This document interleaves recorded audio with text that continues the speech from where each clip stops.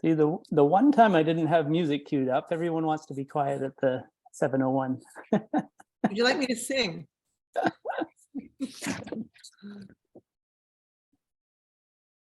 Welcome to those of you who are here already. We're just going to give a few more minutes for other folks to join, and maybe just 1 minute, then folks can come in as they are made available after having something to eat, after perhaps a long day.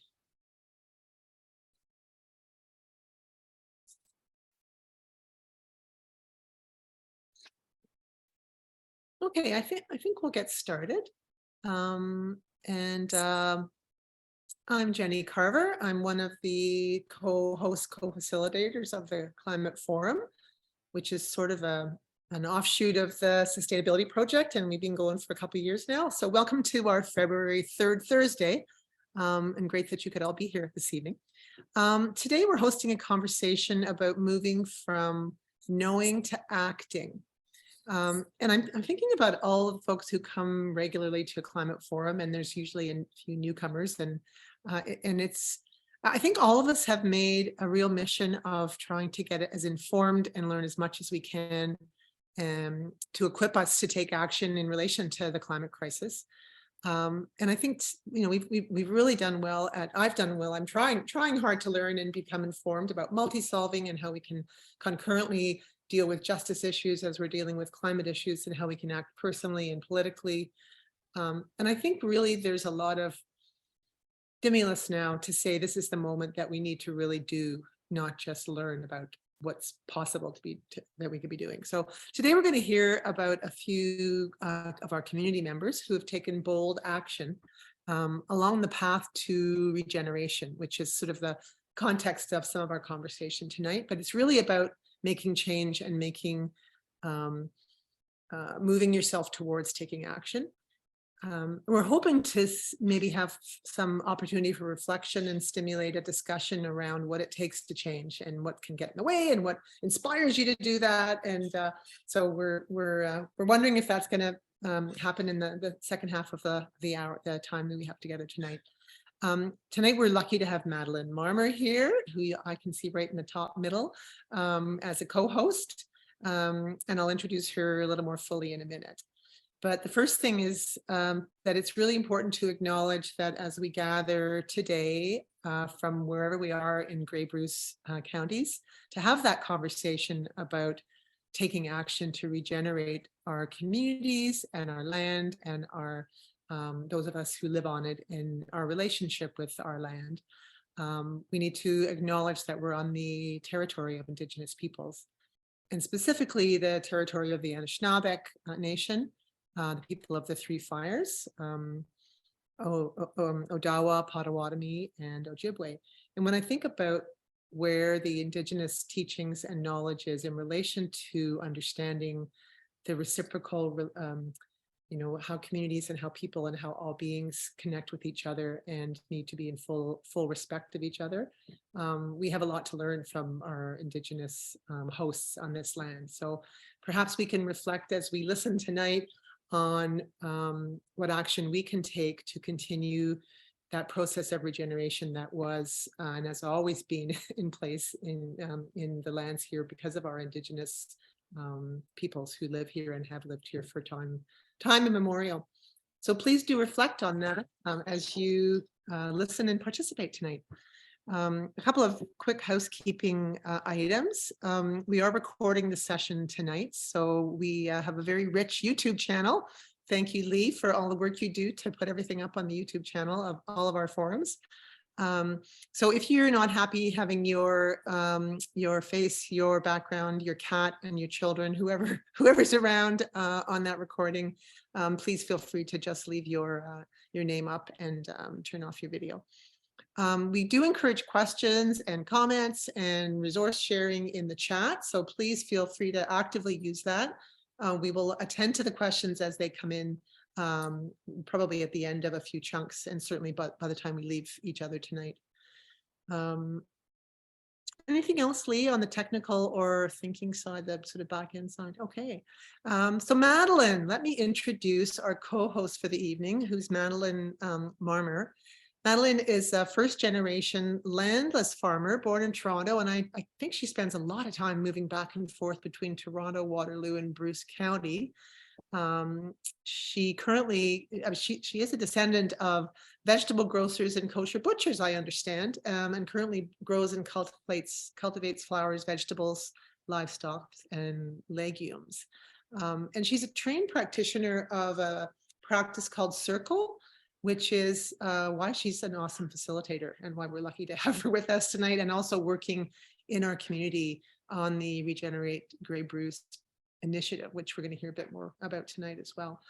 Madeline's also doing I guess it's a degree in conflict resolution, conflict management and mediation at the University of Waterloo, which I think I can imagine what you're going to put that to, around doing some of the work around healing connections and relationships as we all go forward to respect, honor, and regenerate the land and the communities that are lucky enough to be on the land. So pass it over to you. I know right now you're a prized member of the Regenerate Grey Bruce team, and many of you will have met Madeline through that context. And I think her capacity to work with our community and our those who are already engaged in regenerative work and sort of all bring us together towards repair and healing as we move forward. I'm very optimistic about how Madeline and her team are going to support that movement. And I'm looking forward to hearing lots about that over time, but a little bit about that tonight as well. So you have a capacity to think really deeply about those issues that are complex sometimes, and to be willing to have the conversations. And so good to have you here tonight. Over to you, Maddie, and thanks for jumping in to help out with leadership tonight. Thanks so much, Jenny. Thanks very much. I'm very happy to be here. You're all welcome to call me Maddie or Madeline, whatever you prefer. And let's get into it. So again, thanks to the entire Climate Forum for your welcome and the interest to collaborate with Regenerate Grey Bruce staff for tonight's programming. So I'll give you a very brief rundown of what to expect for this evening. Just adding a tiny bit to what Jenny also already offered, but first I'll offer a first entry point into the project. So Regenerate Grey Bruce is trying to do a lot of things, but first and foremost, we're hoping to inspire and stimulate region-wide regenerative action in response to the climate crisis through the power of narrative change. An element of this, as the formidable Grace Lee Boggs, organizer extraordinaire, says, is to transform yourself to transform the world. In the spaces that Regenerate Grey Bruce staff are facilitating in, or presenting in, or contributing to, we are attempting to bring forward protocols or guidelines that will support those present to follow a basic human impulse to aspire to nurture and promote a good connection to others, right? Transform yourselves to transform the world. By spending a little time in each space we are in on elements like a set of community guidelines or co-creating a set of shared values, we bring attention and intention to how we would like to be with one another as we make big moves for a future that we all desire. Often community guidelines, shared values, and other elements are agreed upon consensus and form clear expectations for conduct based on what folks need to feel comfortable to speak from a place of truth. We do not have time to build consensus, nor time to take suggestions. And our format is pretty limited in that we're encouraging you to type questions into the Zoom chat instead of asking them aloud, kind of self-unmuting. In the second section of the evening, we'll be opening the floor up for discussion and more of a broader conversation. So these guidelines and these values are mere suggestions, right? not expectations, but suggestions and invitations, perhaps, supportive reminders for how you perhaps being together today could look like. So these are just a few that I'll offer. So respectful listening, respectful speaking, an invitation to remind ourselves not to interrupt one another, to just allow the person who is speaking complete presence and space. Another suggestive guideline, step up, step back, an invitation to reflect on our habitual ways of speaking and responding. For those who often speak up, perhaps today become a bit more aware of letting others speak more. For those who often speak less, perhaps today try speaking up more at times when you otherwise might not. Take care of yourself, take care of your surroundings, and then come back.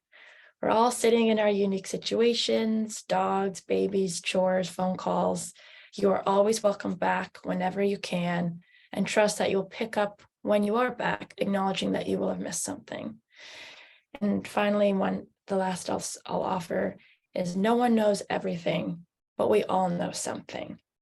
So we all have more to learn, and at the same time, we all have something to teach. Second point of entry into this project is to offer a set of values associated with the future of Grey and Bruce County's landscapes.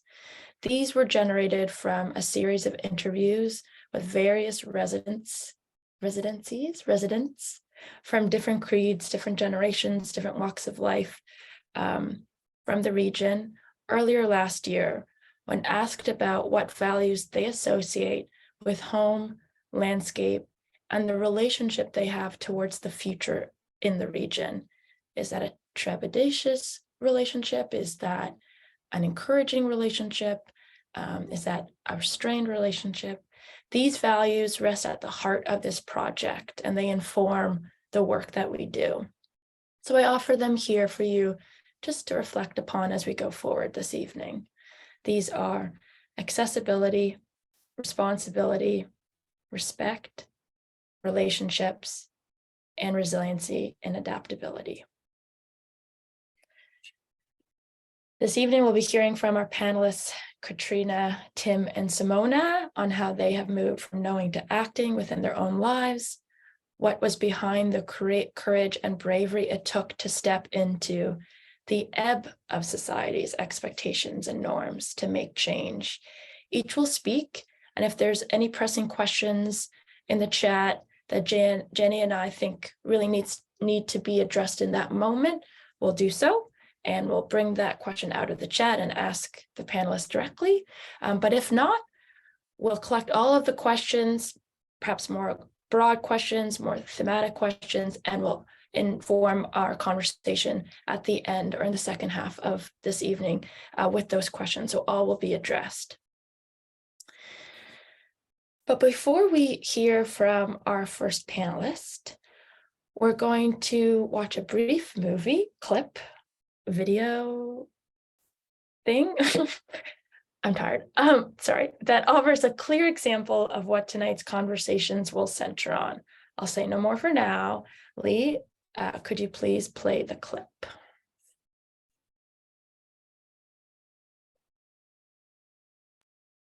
Follower with a crucial role. If you've learned a lot about leadership and making a movement, then let's watch a movement happen start to finish in under 3 minutes and dissect some lessons. First, of course, a leader needs the guts to stand alone and look ridiculous.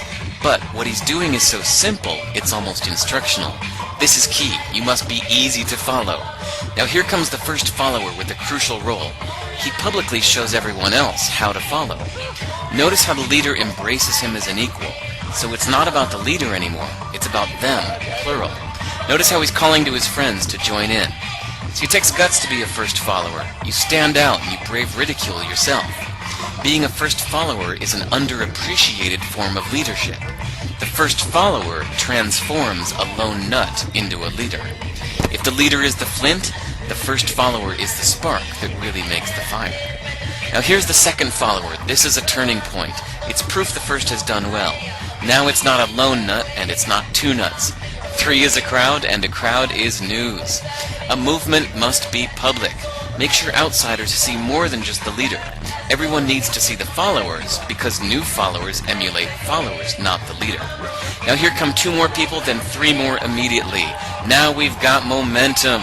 This is the tipping point, and now we have a movement. As more people jump in, it's no longer risky. If they were on the fence before, there's no reason not to join in now. They won't stand out, they won't be ridiculed, and they will be part of the in crowd if they hurry. And over the next minute you'll see the rest who prefer to stay part of the crowd, because eventually they'd be ridiculed for not joining. And ladies and gentlemen, that is how a movement is made. So let's recap what we've learned.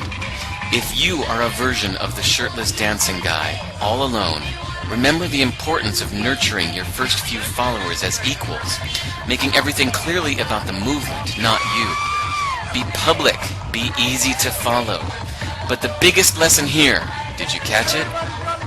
Leadership is overglorified. Yes, it started with the shirtless guy, and he'll get all the credit, but you saw what really happened. It was the first follower that transformed a lone nut into a leader. There's no movement without the first follower. See, we're told that we all need to be leaders, but that would be really ineffective. The best way to make a movement, if you really care, is to courageously follow and show others how to follow. When you find a lone nut doing something great, have the guts to be the first person to stand up and join in.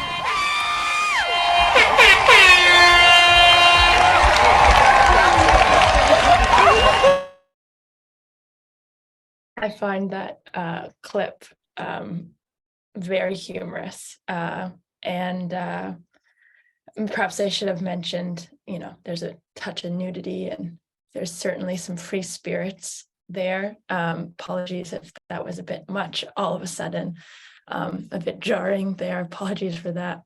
I feel bad for the people who came into the Zoom room while that was playing. Totally. So the voice you heard is a writer, philosopher, perhaps too. I think he would be okay if someone identified him as such. He probably wouldn't identify himself. Named Derek Sivers.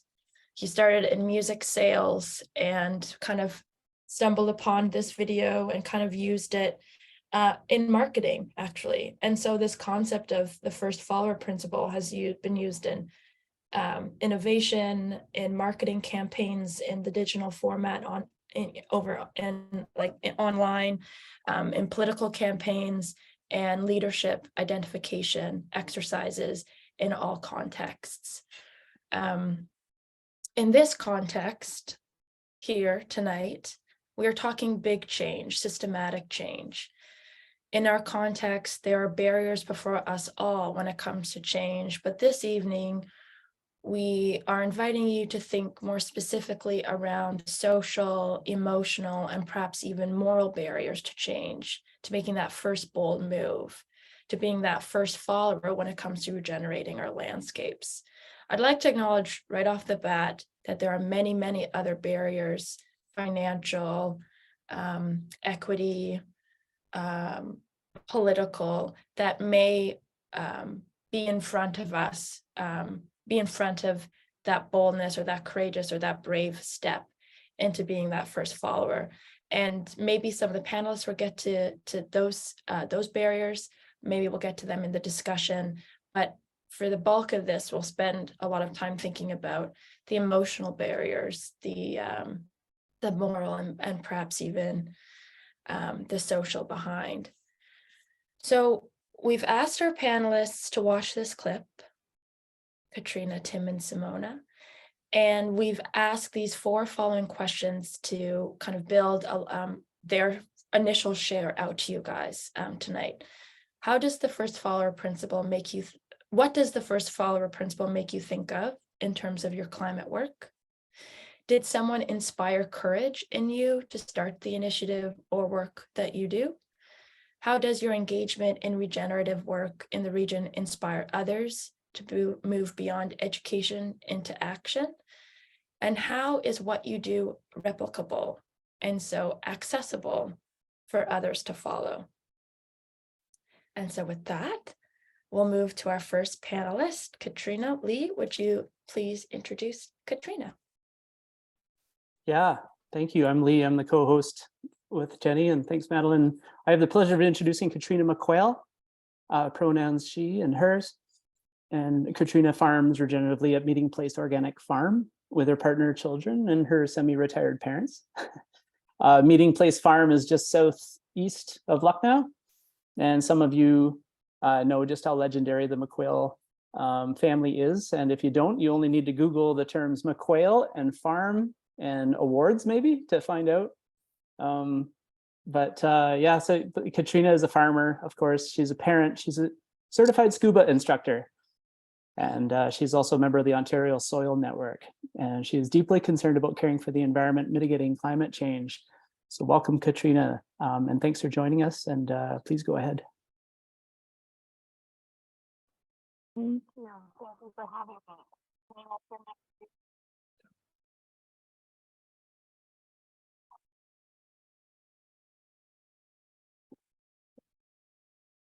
Just a bit too quiet. Maybe try a different mic. Sarah is really quiet. How now? Okay. Sorry about that. My headphones, for whatever reason, hate me. So hopefully there'll be no big noises behind me. Yeah. So I guess I'll talk a little bit about the farm and other pieces that have drawn me into doing kind of regenerative work in different ways. So I was born in Kincardine and raised here on the farm, and we rotationally graze beef cattle, pastured pigs, meat chickens, laying hens, and draft horses right now. We had sheep and goats and rabbits and you name it. And we're starting to incorporate flowers, fruit, and herbs into the farm as well. And we offer farm events and workshops, and are I'm slowly building my way to a bit of a farm sanctuary or zoo. We're very active members of the Ecological Farmers Association, and my mom and I are actually co-teaching a course on regenerative livestock right now for them. And so regeneration and regenerative ag is really important to me. It's what I do, it's where I live, but it's also important to me in terms of community. And so we're prioritizing paying staff a living wage and supporting our staff in taking the time off that they need and taking care of their both physical and mental health. So those are really important, and we try and prioritize that in our lives as well. As a parent with 2 small children, it's a bit hard to do all of that balancing. And then 2 other things that I really had the opportunity to be a part of that I think relate to all of this is something called X Expedition, which was is a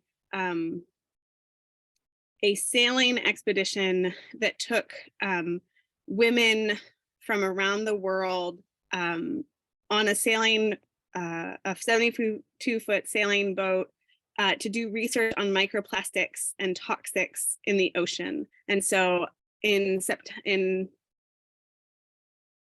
November of 2015, I got to spend a month with 13 other women on that boat, sailing up the coast of Brazil to Guyana, doing that research. And so that was taking that concern and care that I have about the climate catastrophe that we're in, and being able to apply it to the parts of my life that are related to scuba diving and water. And then the other project that I'll probably talk a bit about is Eat Local Huron.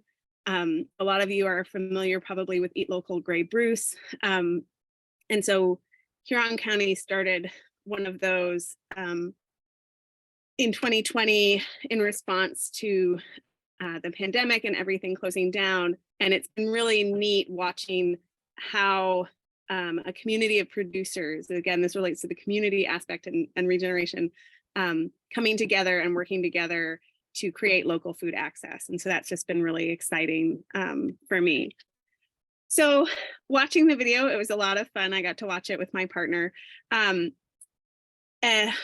What did it make me think about in terms of my climate action personal work? I think for me, one of the things that it makes me think about is that it shows the importance of willing to stand out, of being willing to set yourself apart for things that you believe in. And that by breaking away from what's conventional or expected or considered the norm, you're empowering others to do the same. And I will confess, I feel like I was born into that. My parents, when they were in their early 20s, in the 70s, you know, my dad decided that he wasn't able to support the US political system and needed to leave. And so that's why they ended up here. So he was already breaking away from what was kind of the norm and expected in his life. And my mom changed her path from being in a pre-vet program to moving to Southwestern Ontario and marrying a guy that had just abandoned his life path, much to, I think, the concern of his parents. And starting the farm and just kind of figuring out as they went, the property was all cornfields, and they quickly decided not to spray and to dramatically change how they farmed, which meant that they stood out in this community, that they were Americans who had moved up. They were a bit granola, if not full hippie, and they were farming differently. And so I was kind of raised in that place of always being a little odd or different. And our family comes from the Quaker faith tradition, which again is sometimes a little bit out there or different than your traditional Christian denominations. And so I remember in elementary school having kids tease me and ask if we were like Amish, and just so like always being used to being a little different, which I think has made it easier to stand firm where my beliefs are, regardless of where that positions me socially. And so that's been a gift. But yeah, watching that video, it was like, yep. I can see how being the first one is everyone's just like, oh, there's your nut, and then the second and then third are giving legitimacy. And so I think that's one of the things that it makes me remember and hold on to is the idea of finding your people. Whether you're the first or you're the first follower, finding that community of support in your ideas is really important for me in anything that I do, but especially around climate action. Did someone inspire courage in me? Well, I've spoken a bit to that in that my parents have, but I've been really fortunate that growing up, I had numerous adult figures in my life who did, and also peers. I have such strong memories of being a teenager and having friends that were getting on buses to go to Ottawa to protest things that were happening with the political system and environmental stuff even back then. And so yeah, a lot of different folks in my life have courage and also shown me ways of being brave when I wasn't sure I was ready to be. And so that's been a really big gift. How does my engagement in regenerative work in the region inspire others? I don't know that it does. I think the opportunity that I had to do with X Expedition gave me an opportunity to share about that journey and that trip. I got to do a bunch of presentations with various community groups and with some school groups, and I do know that a few folks have gone on X Expedition voyages from having been introduced to it by me. And so that's neat and exciting. But yeah, I hope that what we're doing on the farm inspires others. You know, and part of why I said yes to the invitation to participate today is that I hope that by sharing, it just gives people that little added nudge of, oh, there's potential. But yeah, I think one of the gifts of the farm is that because of how my folks have stewarded it and passed it on to me, and now the way I'm stewarding it, is that we are able to show that there's a model of financial viability, of personal life sustainability to doing what we do. And so that helps counteract kind of the narrative of you have to be big, you have to be, you know, using lots of chemicals, you have to be, Dad calls it eating your neighbors, right? Like we see farms just getting bigger and bigger and bigger and fewer families on them. So yeah, hopefully that is inspiring to others, and we try and share about it.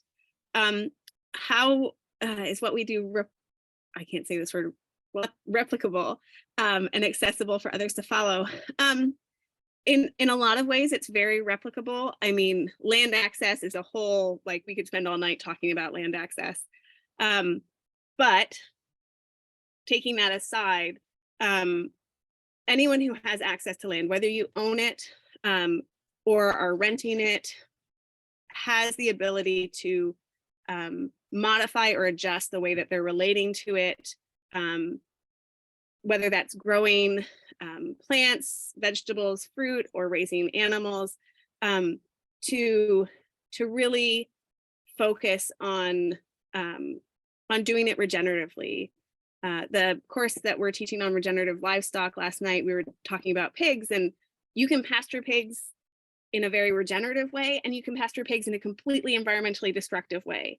And pasturing pigs sounds great, but if you're not doing it in a thoughtful way, you're actually causing more damage. And so I think that's one of the things that for me in this journey has always been part of it, is the intentionality and the taking time to learn and be aware and observe.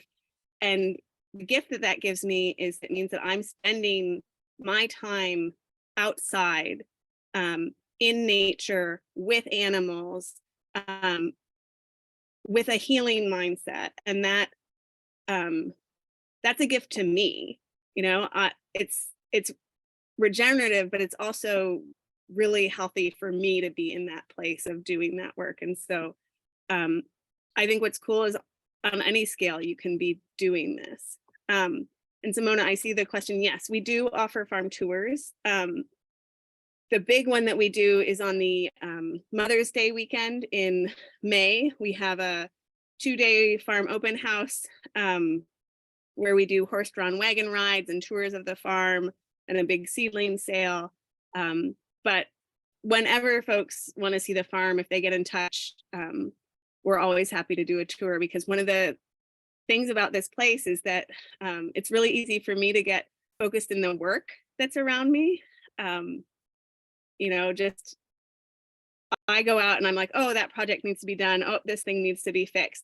And when people come to the farm, it gives me the opportunity to see it through their eyes and see just what an incredible spot it is. You know, we try and plant at least 100 trees on the farm every year. And so I moved back in 2014 to take over. And a friend of mine that was here that first season came back to visit recently, and she was like, the trees have grown. Like you can see the difference. And I was like, oh, right. I see them every day. I don't notice that incremental growth. But for someone who hadn't seen it in 7 or 8 years, it was really dramatic. So yes, we offer farm tours. We love to have people come, and I'll be happy to talk more. But one of the other things that McQuails are notorious for is talking. So I will be quiet. Katrina, thank you so much. Thank you. So I'm so excited to hear more from you as the evening goes on. So much of what you said,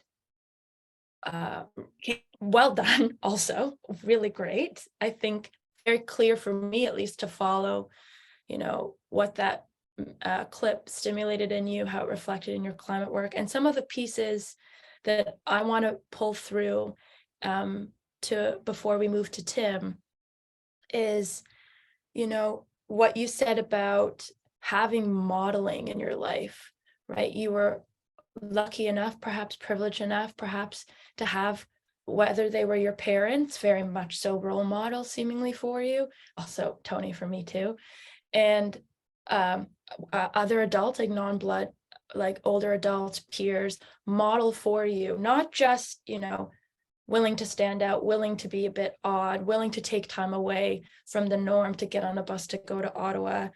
But, making even like moves within their own like small community where there perhaps was a bit more potential for,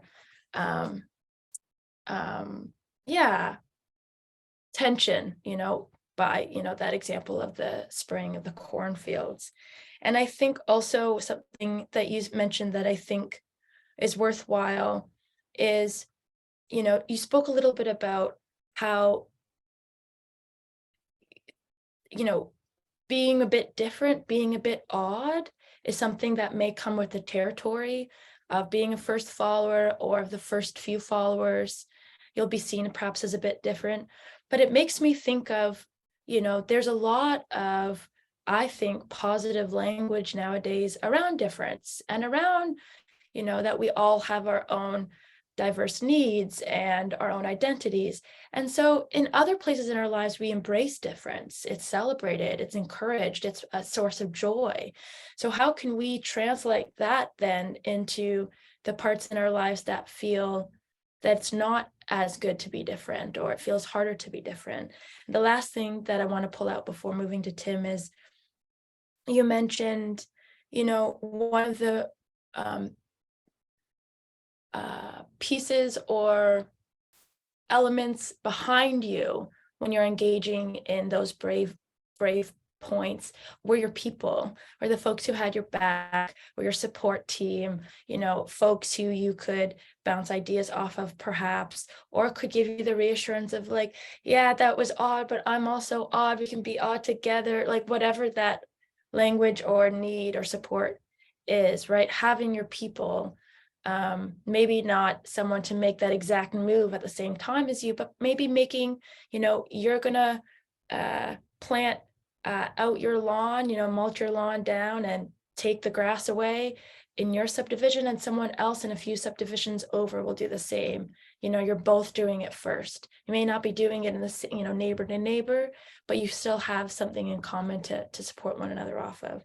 So thank you very much. We'll certainly be hearing from you later tonight. Lee, I'll hand it over to you to introduce our second panelist. Yeah, that was a great introduction. Thank you, Katrina.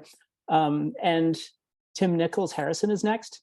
You may recognize Tim because he's consistently at the Owen Sound Library because he is the CEO and chief librarian. He's worked at the Owen Sound and North Grey Union Public Library for the last 35 years. And now, for those of you not too familiar with Owen Sound, there's a group, an associate called the Open Team. The Open Team constitutes the Tom Thompson Art Gallery, the Billy Bishop Museum, the Community Waterfront Heritage Center, and the Owen Sound Library. And these four institutions, they've been working on they've been working on all sorts of collaborative activities, one of which is the card, but the relevant project for us in this gathering tonight is the multi-year project called the Native Plant Pollinator Corridor Project, which is currently in development in cooperation with all the community members. And the Open Team anticipates that this project will also engage many more people as it seeds and grows. So welcome to Tim, and thank you for joining us, and go ahead and take the floor. Unmuting, ready to speak. Hi, everyone. I have a little PowerPoint, just a couple of slides, so I'm going to actually throw that up on the screen and use it as I'm talking. So we're going to do that right now.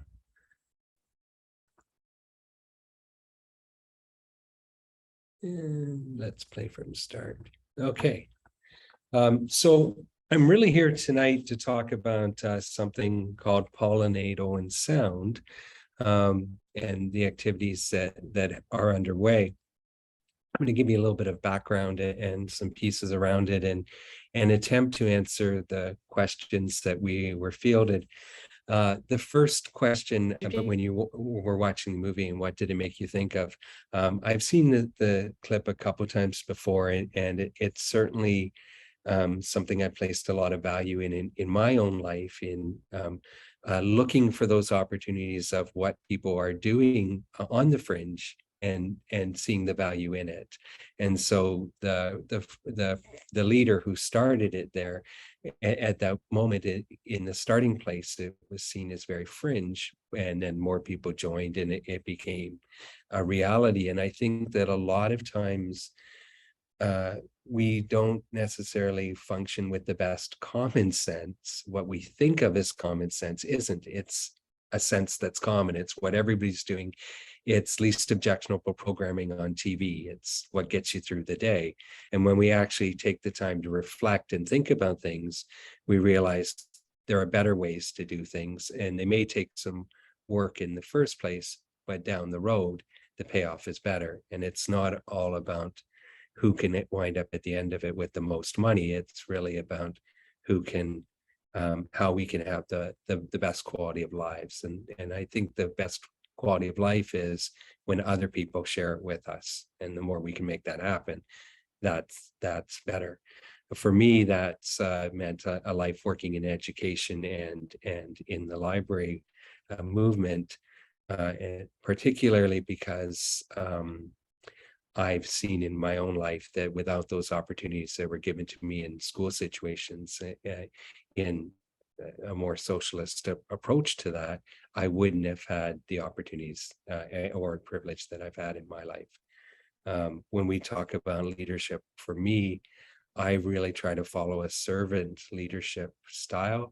It's not so much, sometimes that's based on Judeo-Christian beliefs, and that really isn't my focus, but more that concept that in my job and in my life, I'm doing the best I can to serve others and help other people be the best that they can be.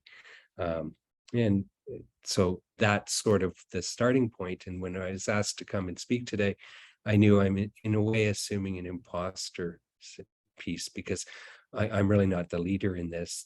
It was Liz Zetlin. And Liz Zetlin, as you know, has done so many remarkable things in the community. And she came and talked to us in our institutional roles at the Art Gallery and the library and the Billy Bishop Museum and the Marine Rail Waterfront about what could we do, and we seized the opportunity. And it was easy for us to be, in that sense, first followers. So looking at somebody that inspired courage for me, specifically with this project, it was Liz. So I'm going to talk to you a little bit about that, but the first thing I have to do is share what the open team is. A year ago, Aidan Ware at the Tom Thompson and Emily Joliffe at the Billy Bishop and I got together and started to have a talk about our shared membership, that the people that were coming to our different cultural institutions were the same people. And was there a way that we could make that valid for everybody as one card? And we took it back to our boards, and our boards were pleased to take that walk and take that risk with us. And in doing so, Ashley Taylor and the Marine Rail Waterfront Museum also joined us, and we started moving forward on a plan of what that would look like. So the library card that people have for, if you live in Owen Sound, Georgian Bluffs, Chatsworth, or in Meaford, and you have a Meaford card, you're welcome to have an open card as well through an agreement with the Meaford Public Library, meant that people can move between the organizations and access each other's services, but also meant that we were going to work together to provide better services for the community. We're moving beyond our silo and finding ways that we can enrich each of our own organizations by supporting each other. And so that's really the start of what the open card is and how we identify as the open team. Now, this is my one commercial. Lots of you that I've just named the region for the library will think that you have a library card. You don't. It has to be renewed every year. We desperately need you to have an up-to-date library card. Please come in, see us, get your card updated. You can do it online, click on our website, on the library website, and you can do it. We're happy to renew your card. It's very, very important for us that we have that support from the community. With COVID, we lost over 2,000 members that we haven't seen back yet. So it's really important for us that we rebuild those memberships. So we see the library as a jewel of the city. You'll see at the front there, next to the monument, there's some bicycle bollards, and they were put in place in the 90s. And it was one of the first things that I know of where the library could look and say, at our building, what can we do to better support initiatives in the community and have a visible presence? And that was encouraging people to bike. Since then, we've added a bike repair station outside so that people can stop and fix their bike and keep their bike up to shape. We've put in water refill stations in the library so people can refill their bottles and deal with a little less plastic in their lives. So they're small steps, and that's sort of how we've approached things, to say, what are these little things that we can do that make a difference, and what can we do as an institution to help people see change in their life and make those changes themselves. And part of that obviously is providing information.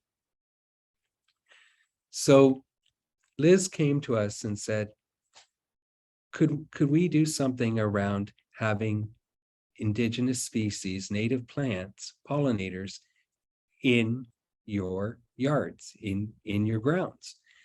And she talked to us and we went, yeah, we can do that. That's easy. That's a start, of course. But Liz sold it to us by talking about it as, can we do something? She didn't come and tell us that everything was wrong with our yard and we had to change it overnight. And if she'd come to one of us and said, can you do this? It would have been more daunting. But because she came to all of us, it was easier for us to say yes, because we didn't have to do it all. We can be a part of it and we can move it along and we can get better and we can learn. And that was really important for us in taking this on, is we didn't have to start saying, we know everything and we're going to do this and this is the right way. We were able to say, we know nothing. There are experts in the community. We're looking for them for guidance and help. People like Liz, how can we do this? What are some starting places? And sure, we can definitely do something with our yards this year, next year, moving on into the future. And as Liz talked to us more about it, we understood the value of that native plant corridor. So that reaches through a region. It might be Owen Sound, it might be Grey County, it could be larger. Believe me, I understand that putting a couple plants at the library, the Billy Bishop, the art gallery, and the waterfront is not a corridor, okay? We would have to be like whispering to the bees, psst, one street over, go quickly. Like there isn't really a path. But what we did realize is we could be the start of a corridor. And as we looked into it more, we realized there's all kinds of projects happening in Grey and Bruce where people are doing their own thing that are contributing to this. Lots of the people that I'm speaking to right now in this room, for example, in the work that you're doing daily. And so we were able to just say, there's some momentum here. What can we do to move this forward? And we thought, all right, let's launch and tell people what we're doing. We're going to have a native plant pollinator corridor project. And so we set the date for November 14th. We reached out again to more experts. We had Susan Staves come and she did the introduction and the land acknowledgement. And Vicki Thompson came and did an incredible talk about native plants. It was fantastic. We thought this is going to be great. Everybody who's been invited, because we heard all different people's names, we should ask this person, that person, got them all there. We thought they're all going to stand up and tell us what they're doing. And they didn't. most of them just went, wow, that was great. This is so neat to hear about. Thank you very much, and went home. And that wasn't our expectation. And we were really stymied. And some of the people at the meeting came back to us and were like, all right, what's the native pollinator corridor project going to do next? And we were stuck because we saw it as an incubation activity that we wanted to do something to start it. We'll continue to do the work, but we saw there's lots of other people doing things. We want to give them the space to take this on, because we're not the leaders in this. We're just some organizations that can facilitate the movement to grow. And that's still how we see it. We can't focus all of our time on it. It's important and we want to do the work, but we need to also include other hands. And we've been very fortunate because, I already talked about Liz and Vicky Thompson, but we've also had Thomas Dean get involved. And now from the city, Viveka Graval has been helping us as well. So we're continuing to build that project piece. So how does it inspire others? That's what we're hoping. And we realize the next step in Pollinate Owen Sound is that we're hosting a pollinator plant fair on Sunday, May 7th at the farmers market. There's going to be a call out to vendors. All of this material is just going out this past week and in the next week out to the community to look for groups and organizations that want to be part of the pollinator plant fair.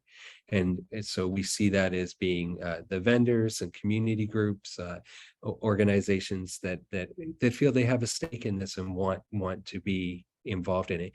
The cost for it is free for the participants. Beyond, I think there's an insurance cost because we're utilizing the market space.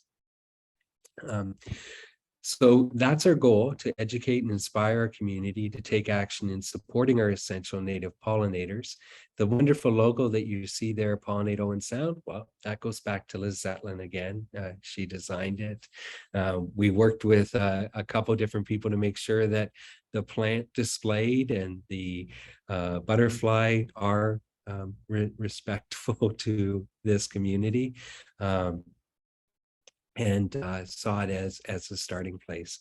So for us, looking at this as a movement and how it can be replicable is just doing the baby steps of putting our feet down and saying, what's the next part, and what's our role in helping to see it happen. In the future, when you come and visit our grounds, we hope that you will see, we know you will see that we're going to have the plants staked out with their names, and we're going to also have the local, the indigenous name for the plant. So we're going to do our best to inform the community in a number of ways around the importance of those pollinator plants. And again, trying to turn our institutional lens to shine on the rest of the community that's doing incredible work. And that we can do our best to emulate and learn from.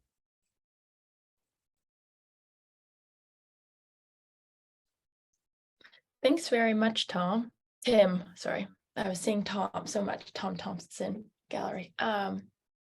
Thanks very much, Tim. I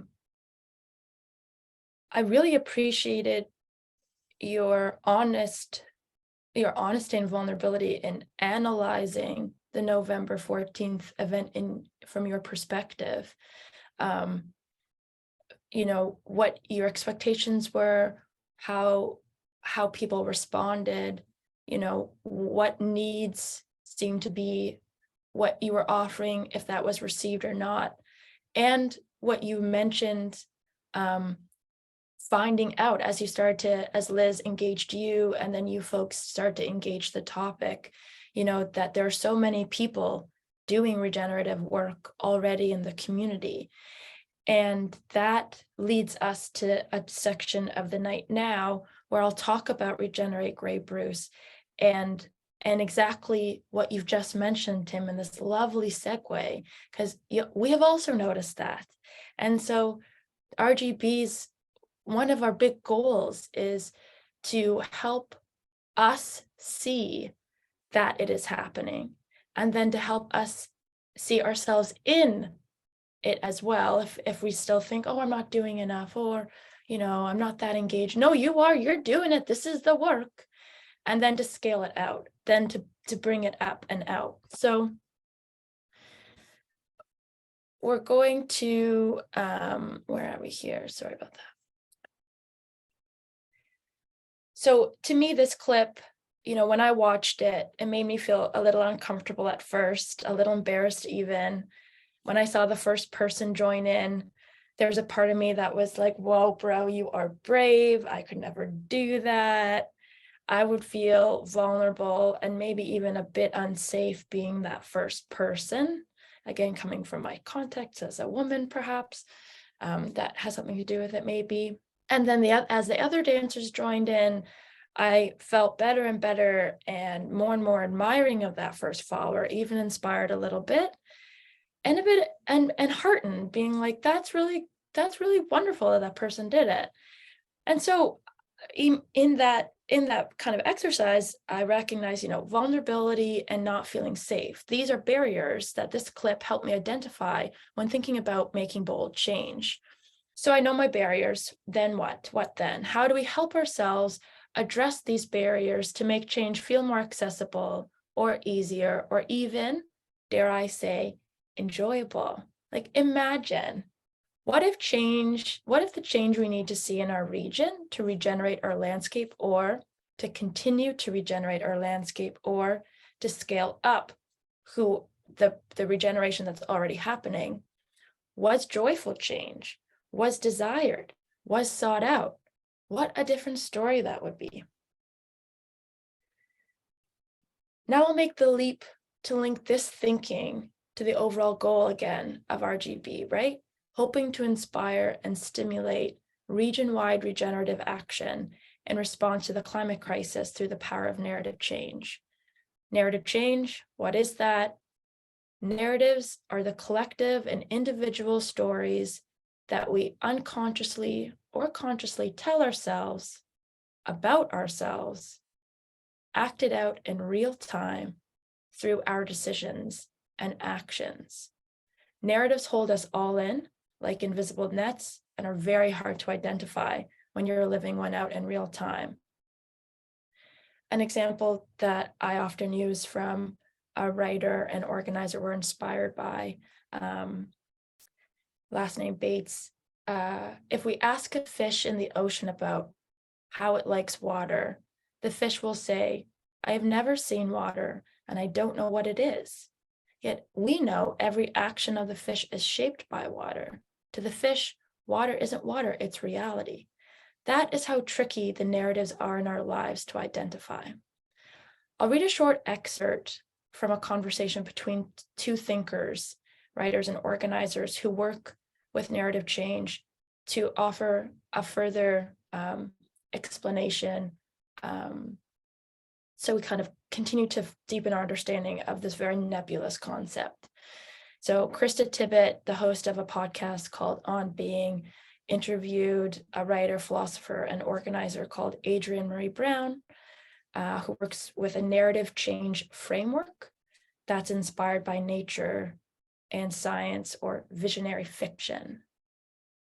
And I can share a little bit more about both of them in the discussion later on this evening. Adrienne is very inspired by a writer called Octavia Butler, who was a Black femme science fiction writer who passed away in the middle 2000s. Krista Tippett. There's this passage from the parable of the sower, the book of living, verse 19.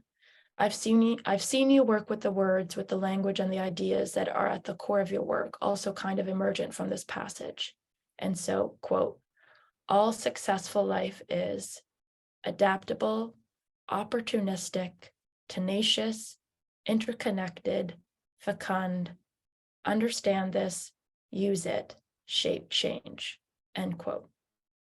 It feels like, to me, Adrienne, you sometimes speak about that visionary fiction is a core principle in your work.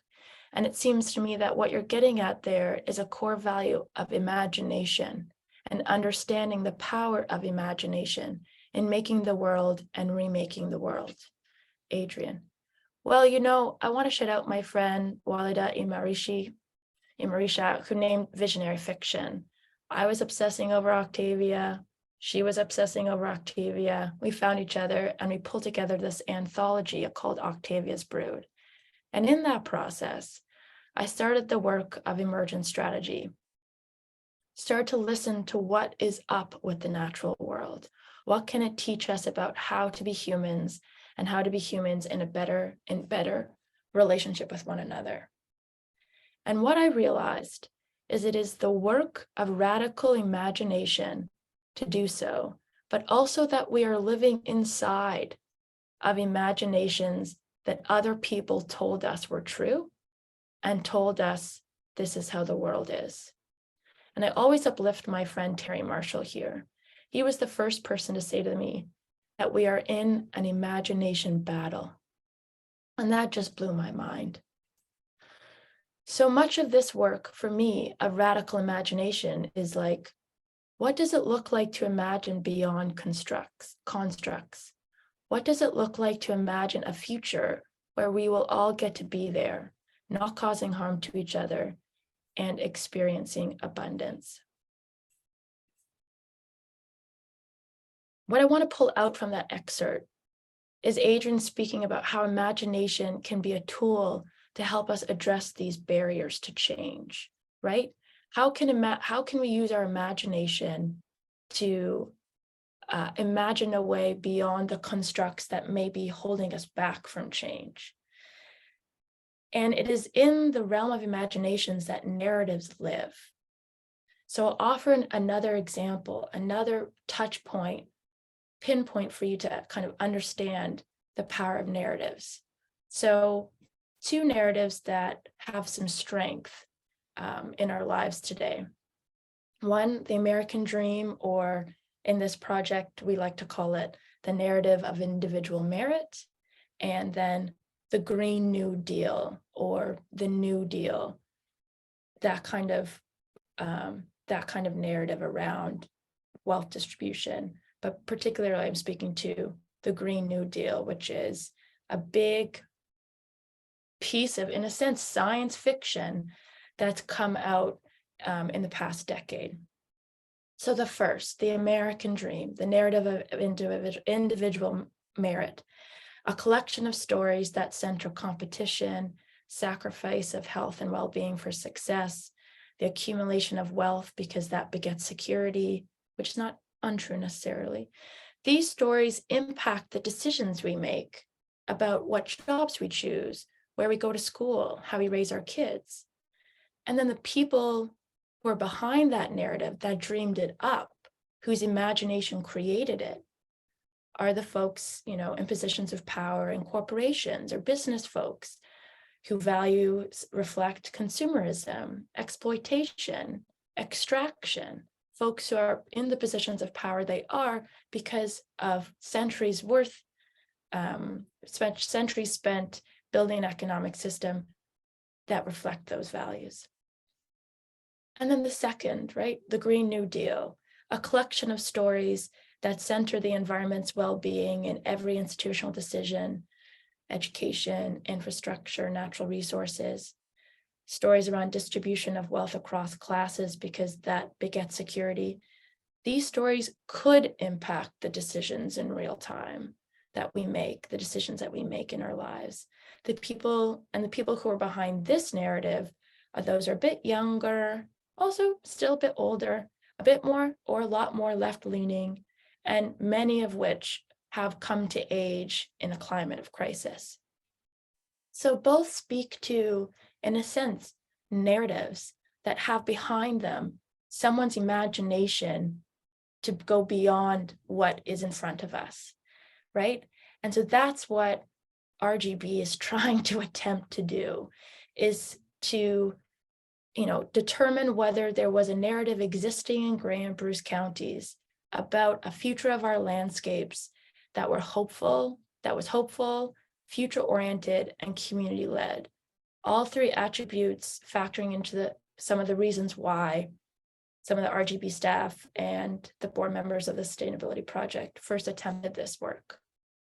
We wanted to understand whose imagination was shaping that narrative. What were the stories making it up? Where were those stories located?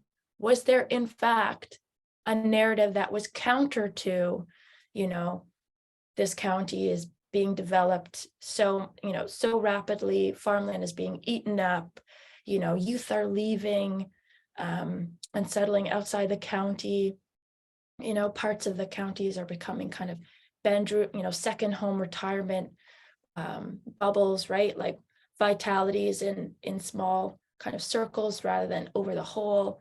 Were there narratives that were counter to that? We wanted to see if there was, and we found something. We did an emerging landscape narrative that was located within the region's regenerative initiatives, projects, and in individual residencies, properties, farms, and gardens. Maybe what Tim was referring to.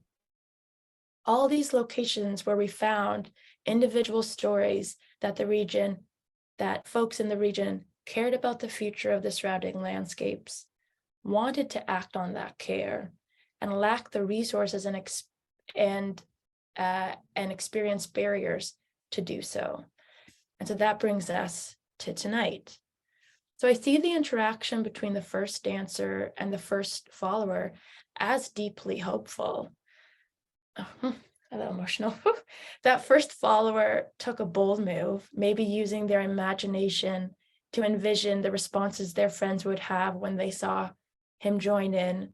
And perhaps that's what we saw: joy, camaraderie, collectivism, magic, maybe even in a big group of strangers dancing freeform outside under the sun. Those here tonight engaged in climate work, those already involved in organizations, already involved in kind of counter thinking in odd spaces and bold movements. I'd like to invite you to see yourselves as the locators of this new narrative, right? Either you're already in it, or you have a lens to locate it in other spaces. This is why we brought Katrina, Tim, and Simona here tonight. All three have waded into the unknown territory, whether that as a first follower, whether that as a leader, whether that as, kind of the second or third wave, acting out changes that we have a vision of something entirely different behind the scenes going on. They're active in living out this emerging regional landscape narrative we've identified. And so I'll just offer a very final word again from Adrienne, who is speaking about her parents who are biracial, who married in the early 1970s.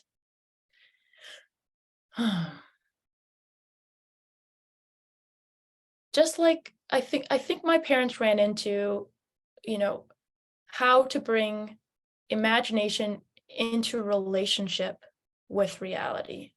And that can be devastating, being with what is, and then figuring out how do we make more possible.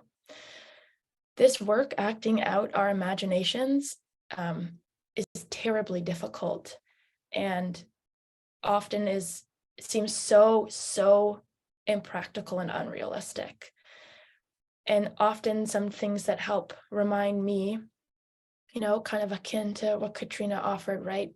Find your people, find your support. So some things that help me stay in this work, having a bit of faith that even though I may feel alone, other people are doing it too. A bit of trust in going forward without knowing the outcome. Certainly some self-compassion.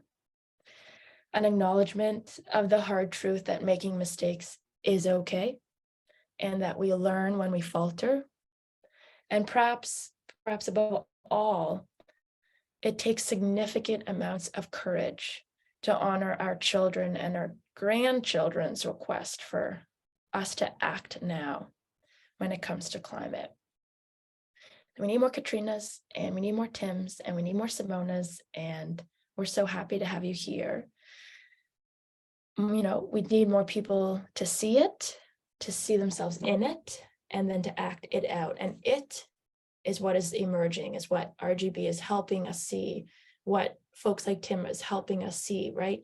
Regeneration, hope, community-centered spaces, future-oriented decision-making. That is here, it's present. We just need to help locate it and build it out. So I'll hand things over to Lee now to introduce our third panelist, Simona. Thanks, Madeline. Amazing overview of Regenerate Grey Bruce. And without further ado, linked to this project in a sort of way is Simona Freibergova. And Simona, I know very well. She's as passionate about community as she is about growing food. And Simona's a member, I know her through Sustainability Project, which used to be GB SUSNet. It used to be the Grey Bruce Sustainability Network. Who is also hosting Regenerate Grey Bruce as a project as well. But Simona's project is called the Community Garden Network. She's leading this. She's also in Transition Meaford. It's a climate action group that's been operating for quite some time in Meaford.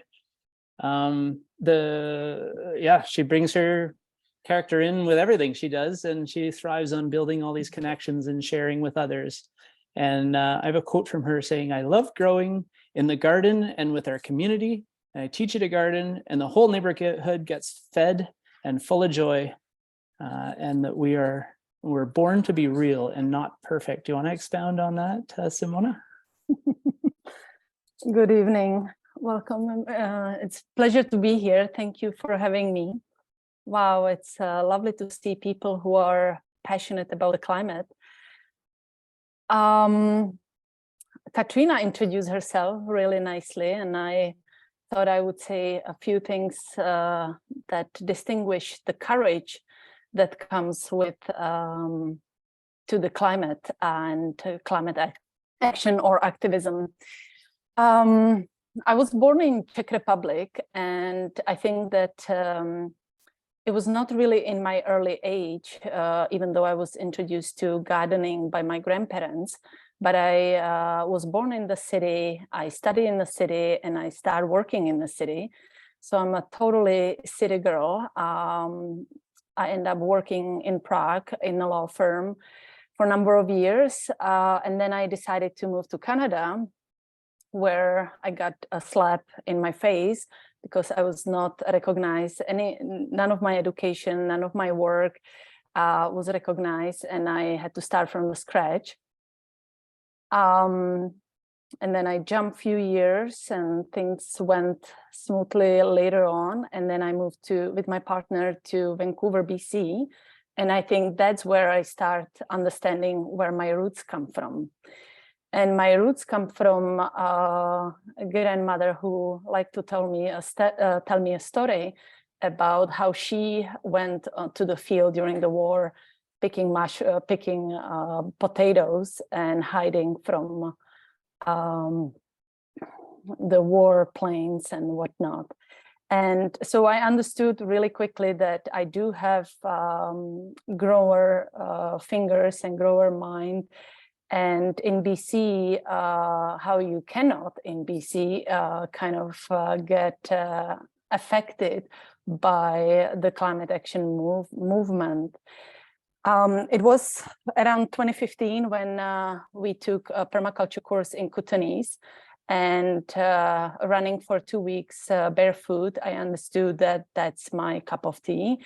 And that's where I belong, and that's where I would like to be all my life. So when we moved back to city, didn't like to come back. We knew that we are going to quit our jobs and move totally from the city to country. And you're asking, why do I live in Meaford right now? It was literally universe pulling us back to Ontario, where I followed my sister to Canada. So I'm the first follower, just stepping on the following.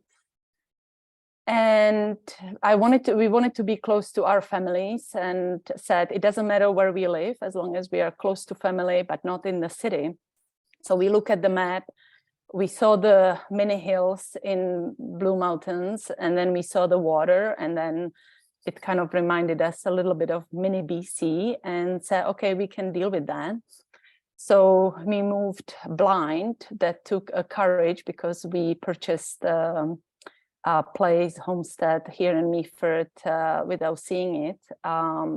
Everything is cosmetic at the end of the day, as long as it has the acreage, a little bit of pond close to the water. And we drove across the country, and first time we saw it 6 years ago. So when I came here, I knew that I'm not going back to the office, 9-to-5 job. That would definitely was not my thing to do.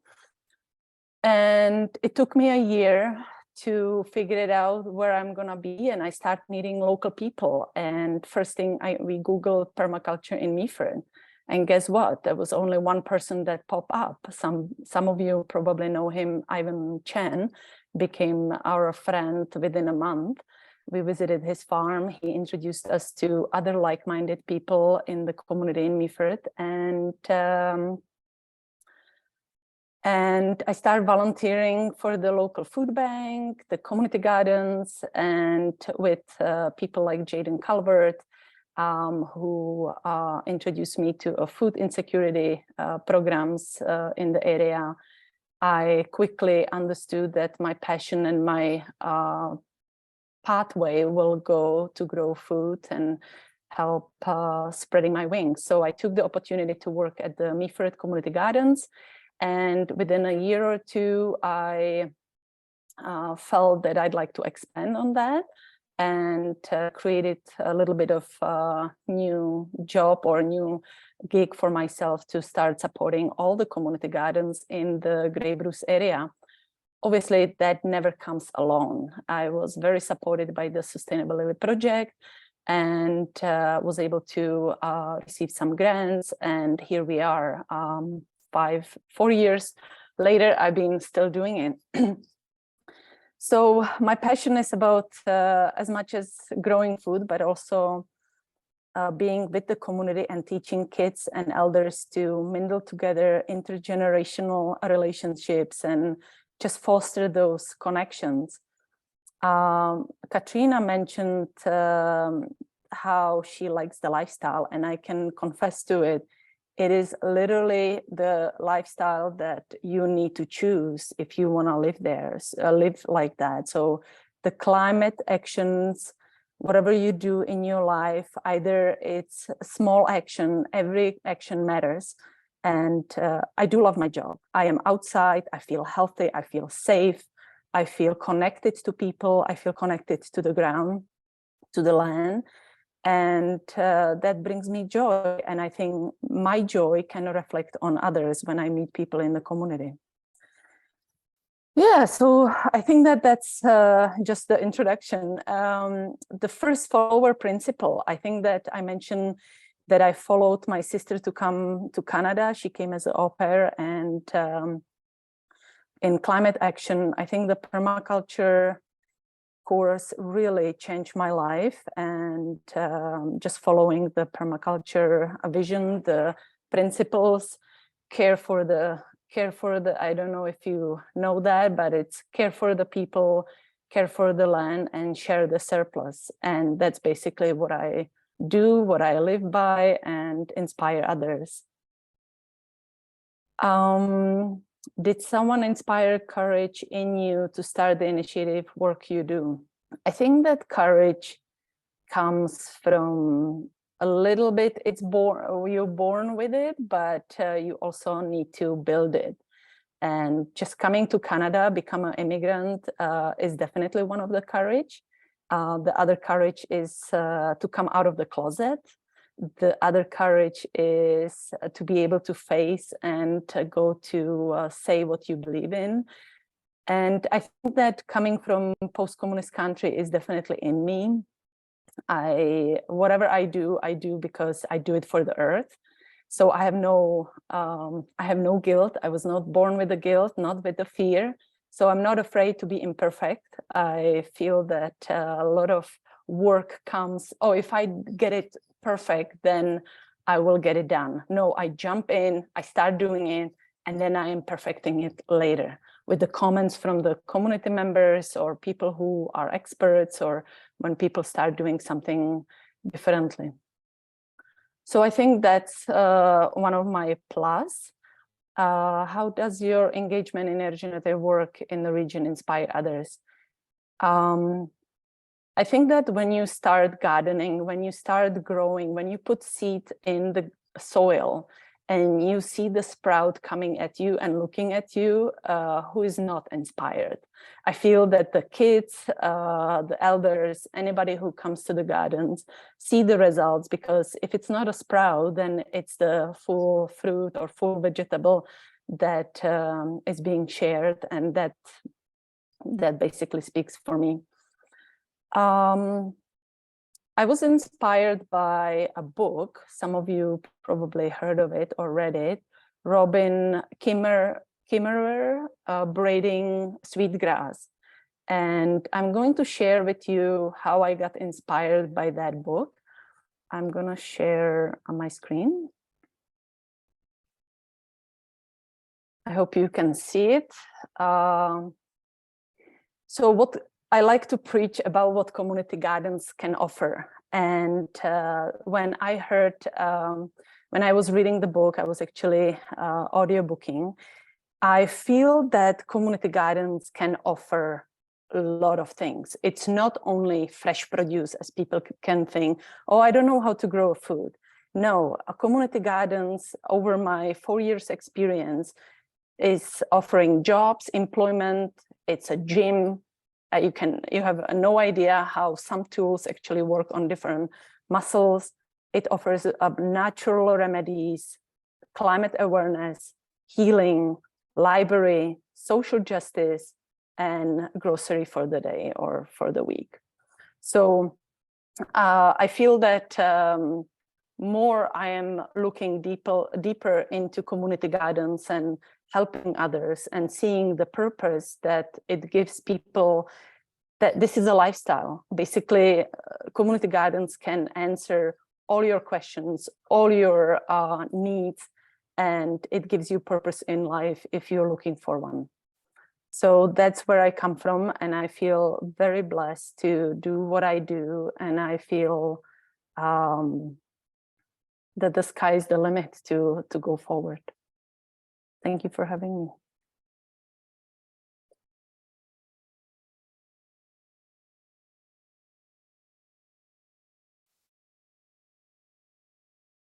Thank you very much, Simona. I think Katrina said it well in the chat. Thank you for sharing. And for offering so much of yourself as kind of, yeah, as part of how you reflected on these questions. Something that I'm always so excited and grateful for in spaces like these is when folks offer a little bit of themselves, a little story here, a little story there.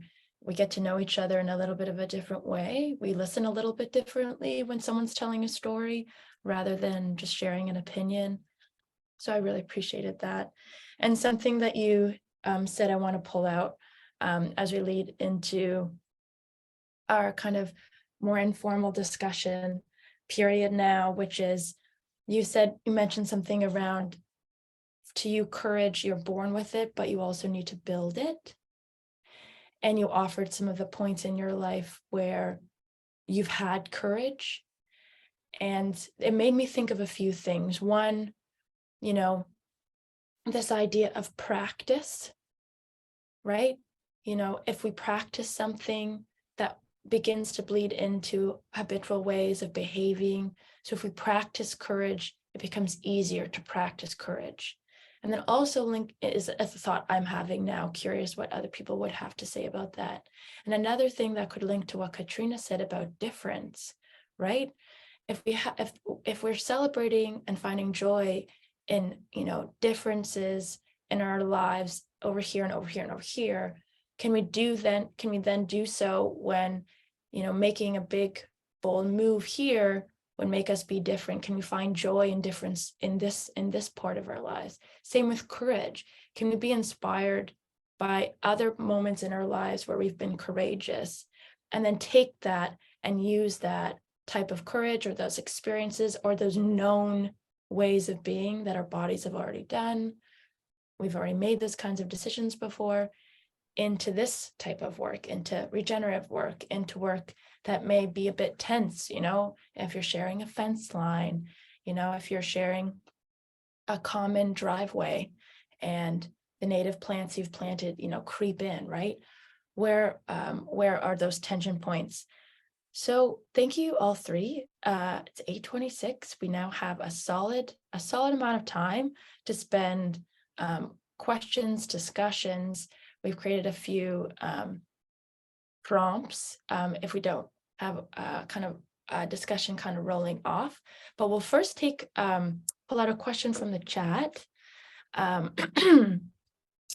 So the question was, and I'll first offer this to the three panelists, and feel free to unmute yourself and just begin to speak. And then folks from the audience, after the panelists go, please feel free to raise your hand physically or by the Zoom icon on the bottom, and we'll unmute you and we'll get going. So the question was, what about the situation when you end up as the only one and nobody joins in, no followers? So assumption that you're the leader there, you're that first dancer. Real life seems to happen to this person that in their experience over the years, where I end up being the shit disturber and kind of no one follows along. So the question there is, what about the situations when you end up as the only one and nobody joins in? What would you do, panelists, or how would you approach that?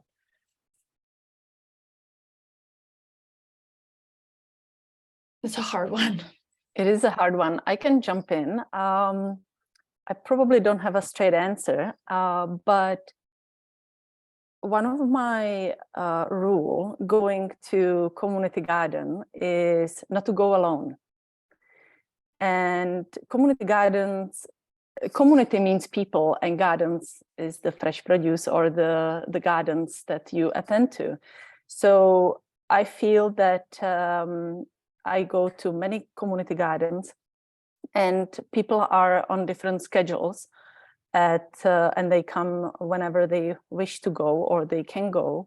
So one of my rule or my likeness, I would say, is that I always make sure that I find a volunteer to go with, because I feel that if you're not 100% confident that you will not be followed, either you take it and deal with it because there is no expectation, or you go and make sure you have a friend who would come with you.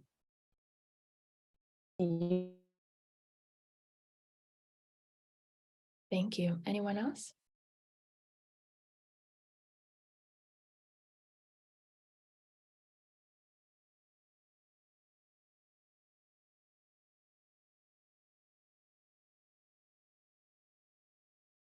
Totally fine. Oh, go ahead, Tim.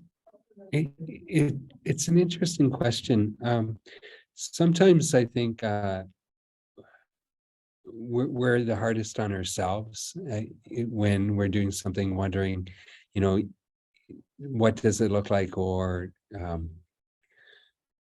how do other people see it? And I know that for myself, I'm often checking in to make sure that what I said or what I'm doing actually is being perceived the way I want it to, and that somebody isn't getting a different perspective on it than what I thought I was doing.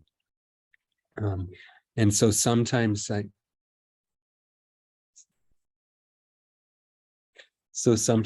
think the challenge is that you have to do what feels right for you. And understand that at that moment it may seem like you're beating your own drum, but that other people will acknowledge the value that they got out of it, and it's looking for those situations or that affirmation that that what you were doing had the effect that you wanted it to have.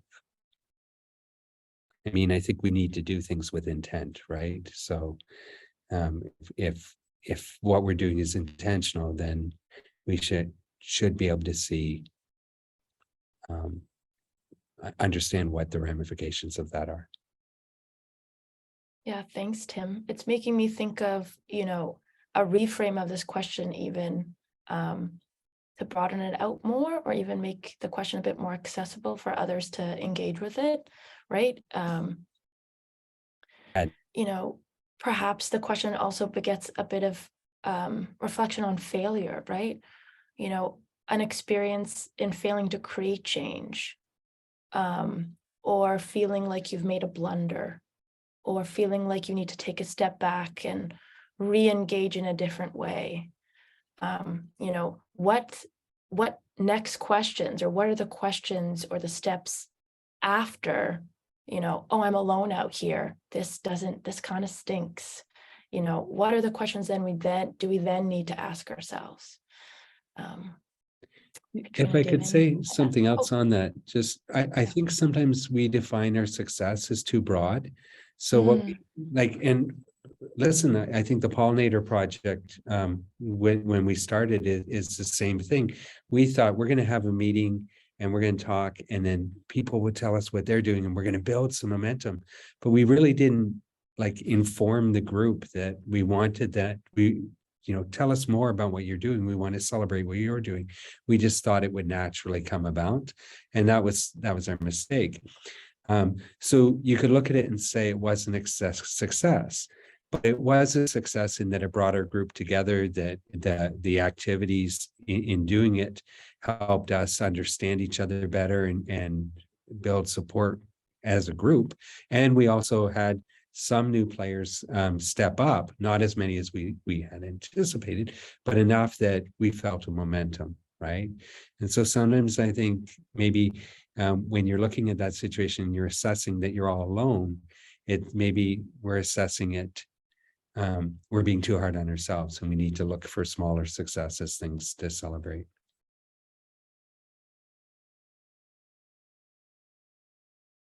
And just to add on that, and also what Simona shared there, when I was working in the social change not-for-profit world, we had it kind of looked like the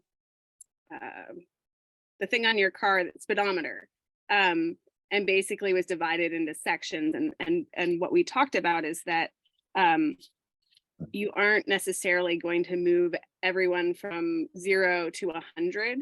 And so figuring out your target audience, and are you wanting to make a dramatic shift? You're likely going to only take a few people who are already closer to that end, versus if you are making slower movements, you can potentially engage people and move them all further, but it takes more time. And so some of it is about how what message we're sharing and how we're sharing it and who we are sharing that with. I think my parents felt like they were on the bleeding edge of organic agriculture in the 70s. And now it's common knowledge. People understand what it means, right? So to be in the organic world now is so different than to be in the organic world in the 70s. And I think that there's a lot of that happening in different aspects of the world and climate work. So yeah, I think you can both stand alone, and if you are clear in what you're standing for, it may suck to be alone, but also you should feel good in that value that you're doing what you believe in. Thanks, Katrina. Would the person who originally asked the question like to address what they've heard, like to reflect on what they've heard? Yeah, do you have anything to add? A follow-up question, to what we've been hearing, when you're alone in change, when you feel alone in change, perhaps needing a reframe of what success looks like, what the change you want to do is, failure to change, any of these pieces. Do you have anything to add? I think that was Mr. Frank Birmingham who asked that question.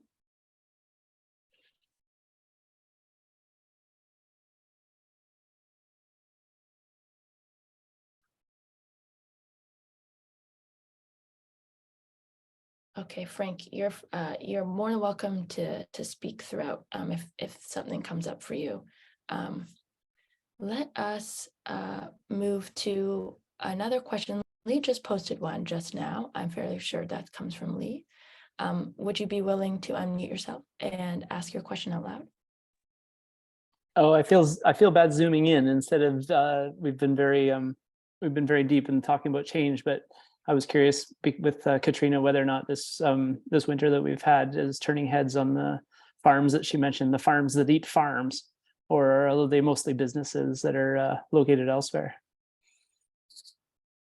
I mean, I think that I think anyone that is actively in the world of farming is aware that climate change is happening and that there are challenges coming and happening. I think that how people respond to it is different, in that for me, my response is to double down on trying to do what we're doing to be even more intentional about mitigating our impact. And I think that the narrative and the story that larger and more conventional farmers have been told is that there isn't an economically viable way to do that. And I think what we're seeing with Farmers for Climate Solutions and some of the other groups that are engaging in the policy level of things is trying to help create the information that's needed and the statistics that are needed to help larger scale farms that have been immersed in a more conventional model see the financial and environmental benefits to making the shift instead of just the potential costs. So I think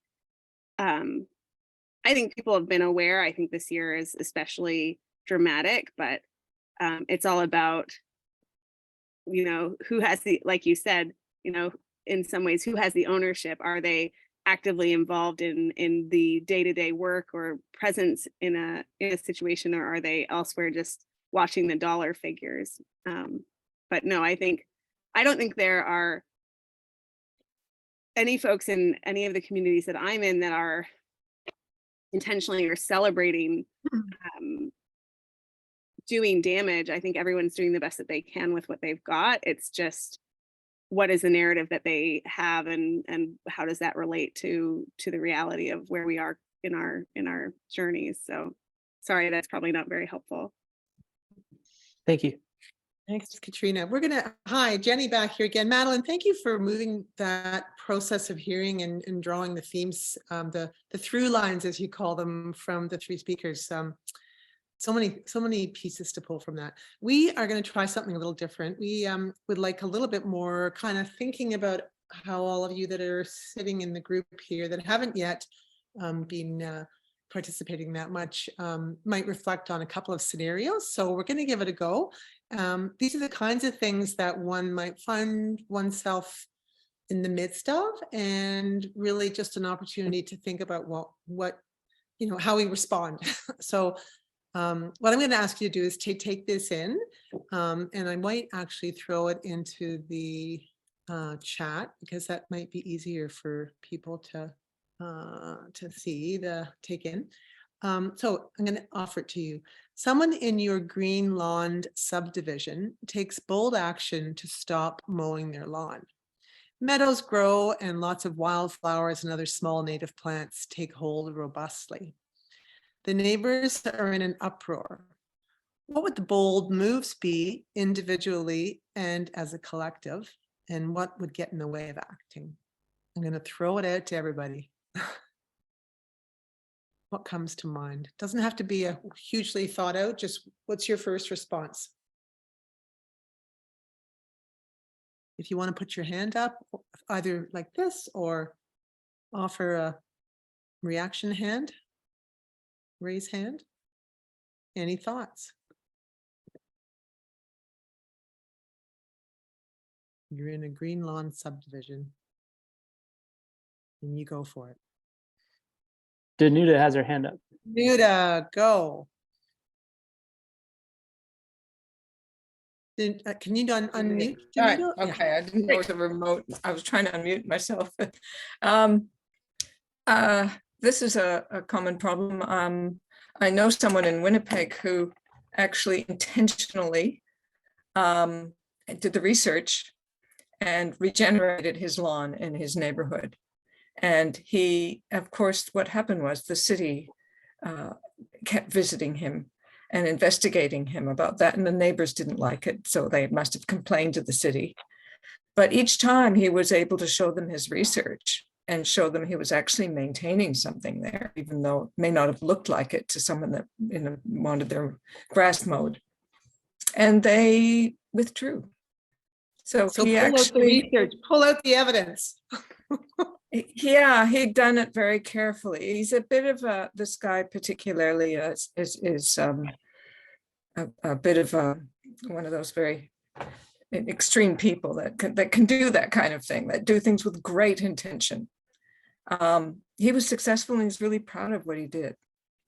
Well, I suppose in a way that's like finding your people and not standing alone. It's like bringing the scientists in around you in your movement, right? In your statement, as Katrina spoke about having your people. Can you, Danuta, just for us, I guess we can hear from you, welcome, but I'm interested to think about other kinds of bold responses besides the written, or what the experience would be besides the science. Anybody else? You welcome. Do you want to? Well, I mean, the first thing is, I hope that I would not end up in a community like that. But actually, I have whatever green lawns around me, and I don't care about it. And I always speak very proudly of my beautiful lawn, which is just all kinds of stuff, with my neighbors, and they don't care. They don't know what to say really. So they accept our grass and our yards and just how it is. But if I had another neighbor, I would go for it and would be the second dancer then. And if there are enough dancers, hopefully more people will realize. I mean, it's this funny thing about lawns, the aesthetics of it, right? It's supposed to be beautiful, and if we talk enough about it, people actually can figure out that it's not. There's different ways of looking at beauty, or what beauty means in terms of a garden. And look at those beautiful yellow dandelions, right? And all this kind of stuff. We have to talk about it. I also want to go back to the question before about if you do something and nobody follows. It doesn't really mean that we don't have a voice when people don't follow.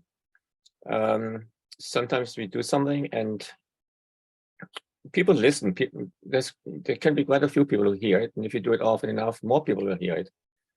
I mean, my example is because I worked a long time in the violence against women sector, and not many people want to talk about that. It's not very exciting, but I try to do it, and every once in a while people come to me or I meet different groups, and I realized they actually heard it. They listened, and it had an impact. So I think just because people don't follow with action doesn't mean it's not resonating in some way. I also like that quote that imperfect action beats perfect inaction every time. So so I mean, if you're really passionate about something, if you believe it's really important, go for it. And sometimes I try to ask myself also, what's the worst thing that could happen? Usually the sky doesn't fall. We are actually pretty fortunate and privileged in this country. And I know Frank Barningham is a friend of mine who asked that question. I mean, I really admired Frank for a long time because he he did what he believed in when it comes to peace activism. So for me, he was always a hero in that. And quietly, I followed him, not the way he did it, but I did in my ways. And I'm sure there are lots of You others. danced a little bit with Frank, did you? On a distance. Sorry, Frank. We should start dancing soon. I think Frank has his hand raised too, and maybe he wants to follow along with his original question or comment on the scenario. The bold moves.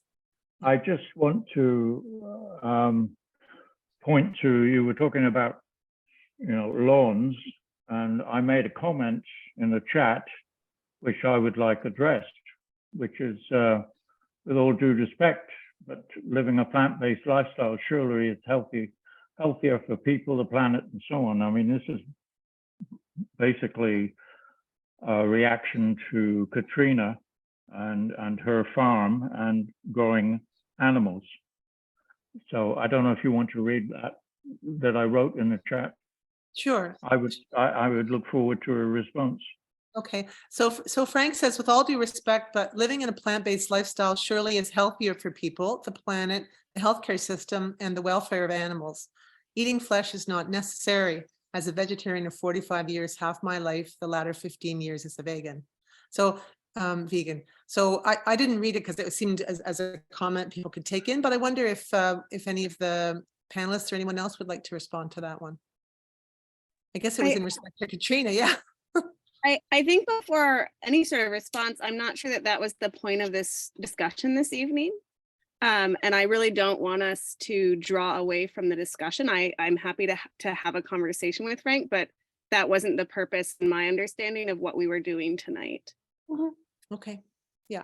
So maybe there's an offline way that you can connect up around that conversation. That would be good. Now we have another, does anybody else want to comment on the scenario around what you experience and what you do and what would be the bold move on in a neighborhood that's all green? And Joachim, did anybody follow you when you did your naturalized front lawn, or when you let it go, whatever you did? No, not really. But I noticed in the larger neighborhood that most people get a bit more relaxed about it. But there are other people who put asphalt on their front. That's another way to do it. Right, things go in many directions, and there's not much inspiration in the big picture to change things at the moment. So I think we all can just do what you do.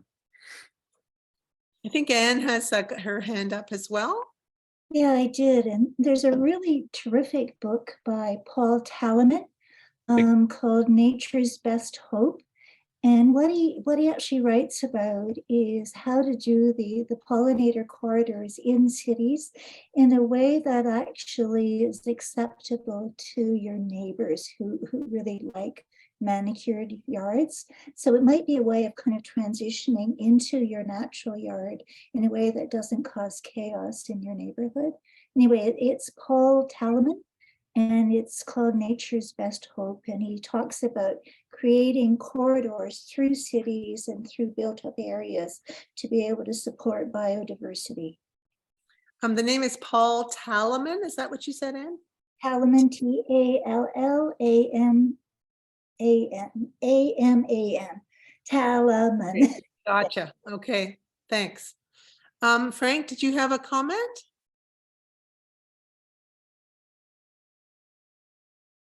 You're muted, Frank.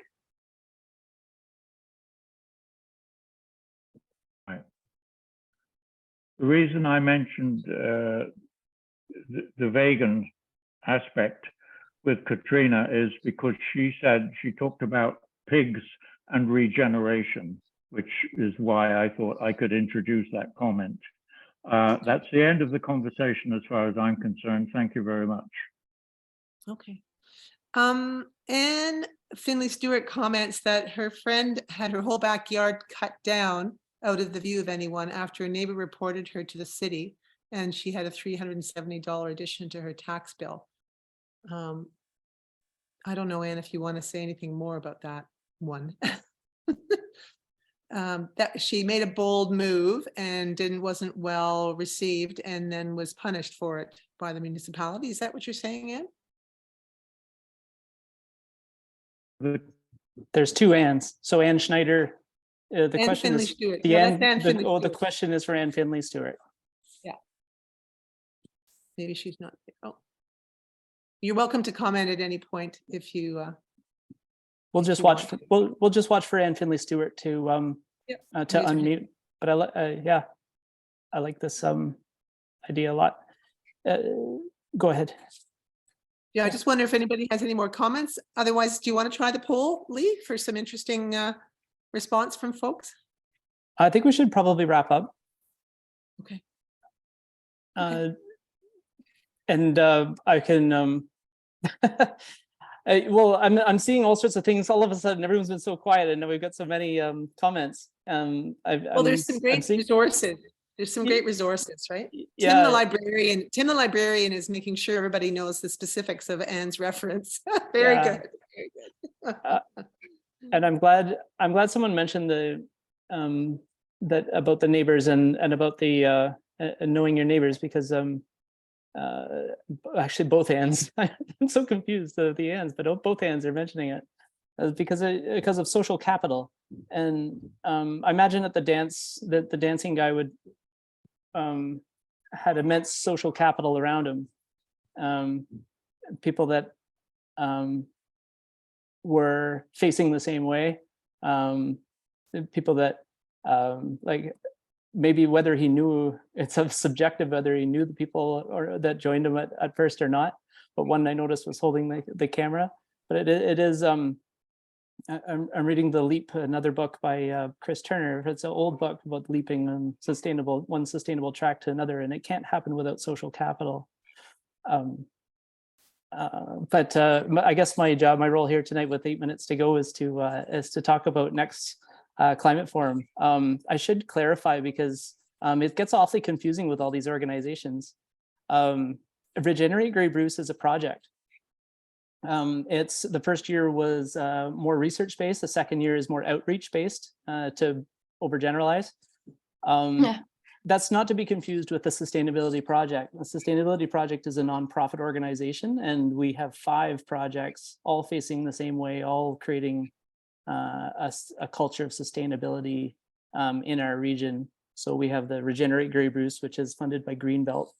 We have the Community Gardens Network, which is largely thanks to the United Way and Grey and other partners. We have Career Works, which has been going on for all 12 years of the GB SUSNet. We also have Climate Forum, this one. And so these are the Sustainability Project, even though it's got project in the name, is what's sort of incubating these ideas. And I just watched a wonderful ball lecture today with Tim Dixon and Peggy Dixon. Lucky. Yeah, and they are desperate for an organization.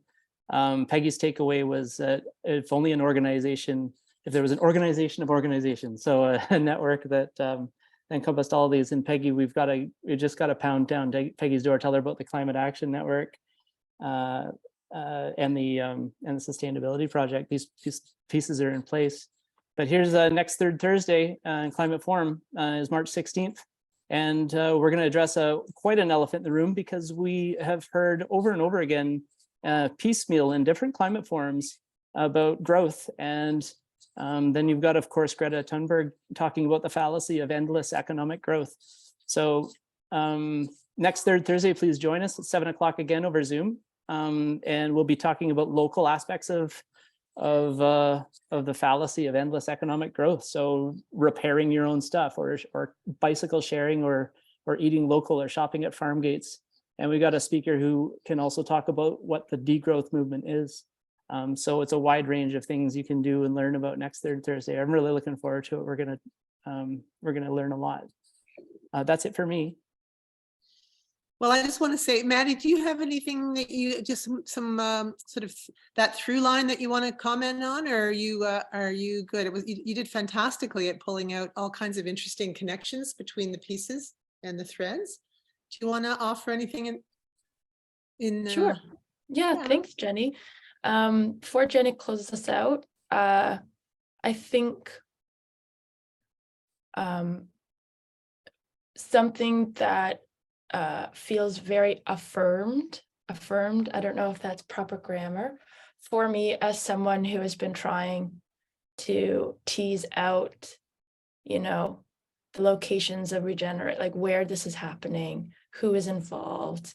You know, the sustainability project, in a sense, has been, you know, a compass of sorts, you know, bringing together projects and people and individuals who are doing this type of work. Sustainability mainly has been the framework rather than, let's say, regeneration.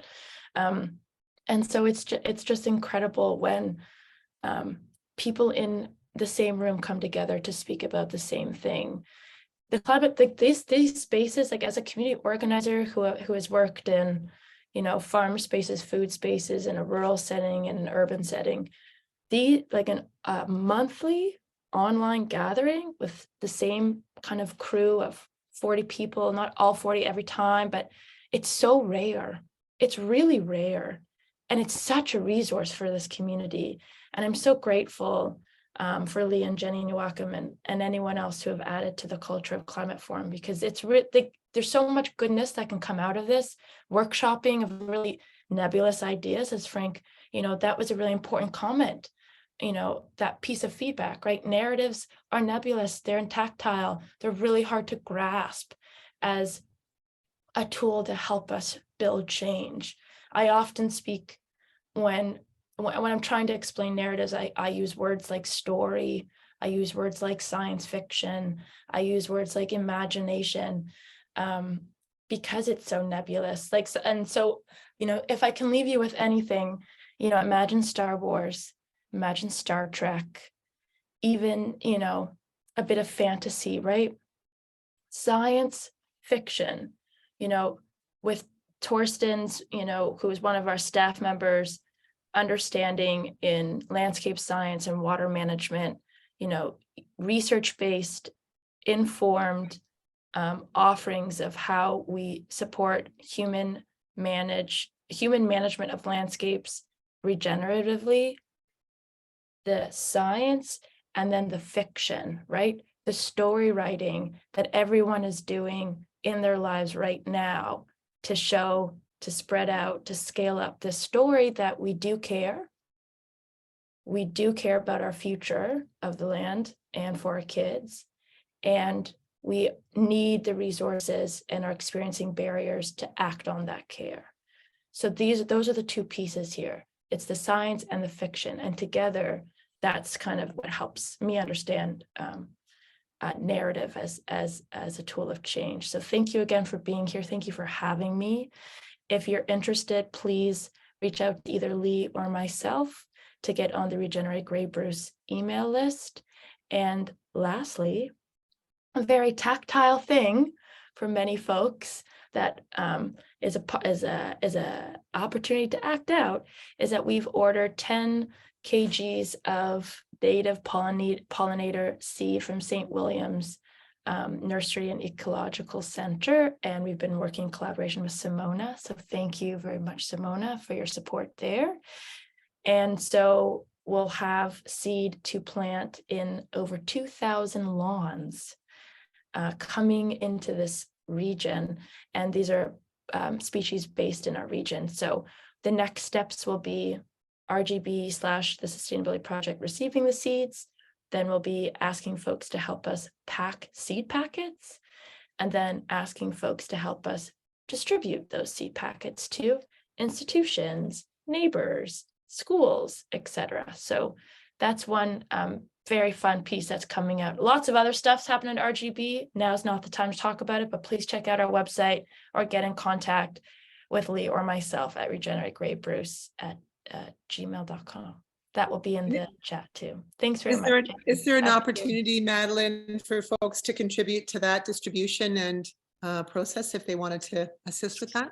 Certainly, yeah. Again, So just, reach out to the regenerategreybruce@gmail.com email list, just with like, hey, interested in seed packet tracking or distribution, et cetera, and we'll get you sorted into that initiative. Great, great. And Simona, you have your hand raised. Do you want to make a couple of comments before we shut down? Yes, thank you. I actually thought of the scenario 1, and I know we have Eric Ennis on this Zoom. I don't know if he's feeling to talk about it, but he actually, one of the solution that you asked, what would be the bold moves individually as a collective? Eric actually gave a presentation on pollinators. Where are the pollinators in Meaford probably a month ago? And his point was, let's change the bylaws. That would be a bold move. Eric, would you like to take it on a little bit? I know we are running out of time, but I think folks would like to hear some solutions. So let's do it. Okay, sure. Thanks. Yeah, a little while ago, I did, maybe this is something you guys might be interested in, actually. The University of California, San Diego Extension has a program called Sustainability and Behavior Change. And I took it last year and really enjoyed it. It's all online. Was very interesting. It goes into detail like about theories of sustainability and behavior and how human behavior impacts sustainability. And the whole program is basically designed to help people like gather a tool set or a toolbox of things that they can do to like create behavior change programs. And so one of the things that through that course, like I had to do a capstone project, and I got really interested in trying to figure out how to get people to not mow their lawns.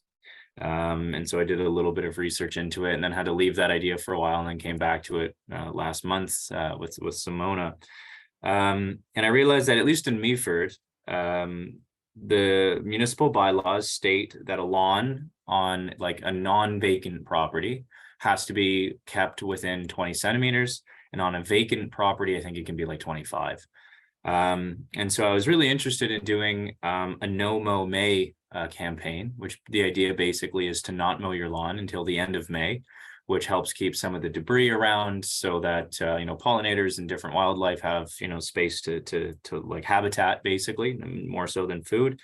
And then also, hopefully, if you have dandelions and other weeds or weeds or natural flowers, let's say, that it gives them a food source when the regular food sources that we would have in these areas aren't available yet. And it basically just kind of gives them a kickstart. So I wanted to see what would be possible to do a behavior change program to get people on board and do some community-based social marketing and try to, make that a bit of a thing that we do here in Meaford and hopefully elsewhere as well. And so now I get but it can't be done because it's currently illegal. So technically, or at least against bylaws. So yeah, I wanted to really just kind of start the conversation, see if it's something that people are interested in, kind of be, I guess, be the guy dancing, the first guy dancing. Let's see you dance. We're with you. Yeah, right. And then kind of give that presentation, see what people thought, see if it was something people were interested in, and, kind of gather a list of people that are interested in the idea. And then basically when, now that I know that there is at least a little bit of interest among the people who are sort of more sustainability oriented or minded, to at least kind of have them be the first, second, third, fourth, fifth followers, so that I can go to council and say, hey, here's all the research, as that example from before, of why this might be good, why we should even care about pollinators. Can we please change this bylaw, or even just put an exception to say except until the end of May, or valid only through June to something. I mean, in the fall would be great too, because then you can keep your debris for the pollinators to hibernate in. But Eric, how can we connect with you? Because I'm just mindful of the time. Is there a way that we can connect with you? Because I'm sure people from different Grey Bruce municipalities might be really interested in not recreating the wheel with your evidence and your your contribution around it. So I'll put my email address address in the chat here. I'm putting it in caps because my middle initial is hidden in there and everybody misses it. And the guy who replies when you email ericennis@gmail.com is a bit of an asshole about it. So You're okay. And thanks so much, Eric. That's a fantastic initiative, and it's definitely a bold one that we can all jump on board with, or some of us certainly could. I noticed that Lee has put Maddie's email up as well. And I just wonder, Katrina or Tim, whether you won't have any closing words, and I know people want to get moving. So anything you want to say to, no, Tim's going to no on that one. Katrina, anything you want to? Just a thank you that people care enough to be here. That's, that's exciting. Thanks so much to all of you coming. And what I hear from everybody tonight that was both, participating and in the panel group and Maddie, is that we need to, thinking about how to hold agency to create our future and be bold about that, and not hold back, give it a try, start small, do something, find your people, and move forward. And it is personal. There's an emotional, personal element to it that is actually, it's part of the package. So thanks so much, everybody, for coming. And you will likely get a feedback form. So I hope that you'll give us a little bit of quick feedback on the evening tonight. And Maddie, thank you so much to you, especially for walking us through holding the space and inspiring new ways of thinking about how we need to be in our world, our community, and on our planet and with our land. So thanks, everybody. Yes, thank you. Thank you to the panelists, and thank you to Maddie.